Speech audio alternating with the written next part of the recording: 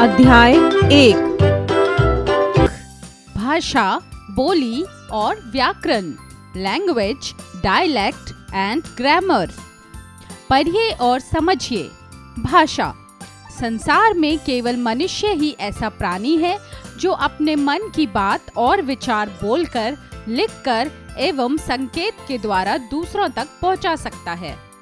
मनुष्य की इस क्रिया को ही भाषा कहा जाता है। विचारों के आदान प्रदान का माध्यम भाषा है। भाषा वह साधन है जिसके द्वारा हम अपने मन के भावों, विचारों को दूसरों के सम्मुख प्रकट करते हैं और दूसरों की बातों को समझते हैं। भाषा के रूप: मौखिक भाषा, लिखित भाषा। मौखिक रूप: जब हम बोलकर या सुनकर अपने विचारों का आदान प्रदान करते हैं, उसे भाषा का मौखिक रूप कहते हैं। मीना दादाजी से बात कर रही है। शिक्षिका बोल रही है, बच्चे सुन रहे हैं। लिखित रूप: जब हम लिखकर या पढ़कर आपस में विचारों का आदान प्रदान करते हैं, वह भाषा का लिखित रूप कहलाता है। समाचार दादी जी पढ़कर बच्चों को समझा रही है। लेखक कहानी लिख रहा है। अतः भाषा के रूपों के आधार पर इसके 4 कौशल हैं: बोलना, सुनना, पढ़ना और लिखना। जब भाषा को इशारों या संकेतों द्वारा समझाया जाता है, वह भाषा का सांकेतिक रूप होता है। जैसे ट्रैफिक पुलिस वाला इशारे से यातायात नियंत्रण करता है। माँ इशारे से बच्चे को बुलाती है। बच्चा भाषा का मौखिक रूप अपने परिवार से सर्वप्रथम सीखता है, परंतु लिखित रूप सीखने के लिए विद्यालय जाता है।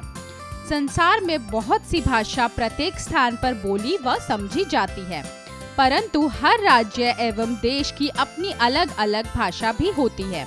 जैसे राज्य भाषा: उत्तर प्रदेश हिंदी, कर्नाटक कन्नड़, असम असमिया, पंजाब पंजाबी, बंगाल बंगाली, कश्मीर कश्मीरी, केरल मलयालम, महाराष्ट्र मराठी।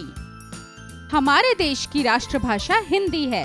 14 सितंबर हिंदी दिवस के रूप में मनाया जाता है। पूरे विश्व में लगभग 6500 भाषाएं बोली जाती हैं। बोली: बच्चों, ऊपर बने चित्रों को ध्यानपूर्वक देखिए। कुछ बच्चे झूला झूलते हुए बातचीत कर रहे हैं। पेड़ पर चिड़िया और तोता कुछ कह सुन रहे हैं। कुत्ता भौं भौं कर रहा है। पक्षी दाना चुग रहे हैं। सभी पशु पक्षी अपनी बोली के द्वारा अपने भावों को प्रकट करते हैं।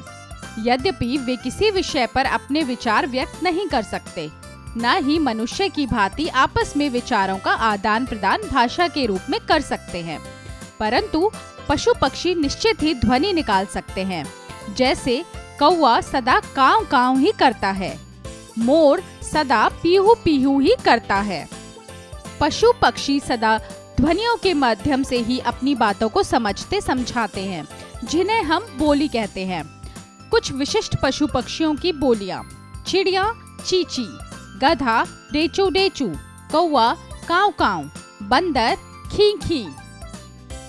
व्याकरण: प्राचीन काल में मनुष्य के पास मौखिक और लिखित दोनों प्रकार की भाषाएं तो उपलब्ध हो गईं, परंतु इनका प्रयोग करते समय अनेक प्रकार की मुश्किलों का सामना करना पड़ता था। बहुत सी गलतियां भी हो जाती थीं। ये गलतियां ना हो, इसके लिए कुछ नियम बनाए गए और इन नियमों व इनके प्रयोग के तरीकों को व्याकरण कहा गया। अर्थात व्याकरण के माध्यम से ही भाषा को शुद्ध रूप में बोला, पढ़ा व लिखा जाना संभव है। लिपि: जिस प्रकार प्रत्येक राज्य की अलग अलग भाषा होती है, उसी प्रकार अलग अलग भाषा की अलग अलग लिपि होती है। जैसे भाषा लिपि: हिंदी, संस्कृत, गुजराती, मराठी, नेपाली, देवनागरी, अंग्रेजी, रोमन, उर्दू, फारसी, पंजाबी, गुरुमुखी, बांग्ला बांग्ला। भाषा को लिखने के लिए जिन अलग अलग चिन्हों का हम प्रयोग करते हैं, उसे लिपि कहते हैं। प्रमुख भारतीय भाषाओं की प्रमुख लिपियां भारतीय रुपए पर देखी जा सकती हैं। आइए पुनरावृत्ति करें। भाषा के 2 रूप हैं, मौखिक एवं लिखित। जब बोलकर अपने विचार व्यक्त करते हैं उसे मौखिक भाषा कहते हैं। लिखकर व्यक्त किया गया तरीका भाषा का लिखित रूप होता है। भाषा लिखने के लिए निर्धारित चिन्ह लिपि कहलाते हैं। अध्यापन संकेत, बच्चों से उनके घर में बोली जाने वाली मातृभाषा के बारे में पूछें और उन्हें बातचीत करने के लिए प्रेरित करें। अभ्यास कार्य, मौखिक कार्य, स्पीकिंग स्किल्स। दिए गए प्रश्नों के उत्तर बताइए। क, भाषा कितने तरह की होती है? उत्तर, भाषा के 2 रूप हैं, मौखिक एवं लिखित। ख, लिखने पढ़ने के लिए चिन्हों का प्रयोग क्या कहलाता है? उत्तर, लिखने पढ़ने के लिए जिन चिन्हों का प्रयोग किया जाता है उन्हें लिपि कहते हैं। ग, पत्र लिखना भाषा का कौन सा रूप है? उत्तर, पत्र लिखना भाषा का लिखित रूप है। लेखन कार्य, राइटिंग स्किल्स। 1, उचित विकल्प पर सही का चिन्ह लगाइए। क, अंग्रेजी किस भाषा की लिपि है? रोमन, गुरुमुखी, देवनागरी, फारसी। उत्तर, रोमन। ख, तमिलनाडु में बोले जाने वाली भाषा है मराठी, तमिल, मलयालम, तेलुगु। उत्तर, तमिल।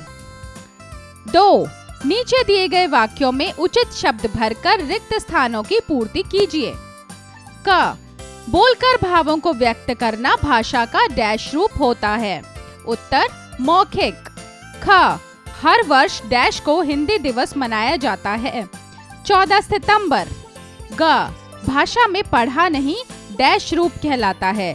उत्तर, सांकेतिक।